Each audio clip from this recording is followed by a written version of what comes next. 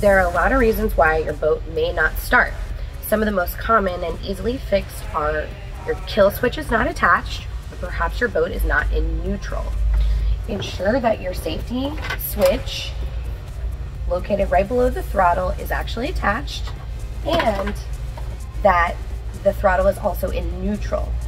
If both of those things are in order, it's probably time to call your service department.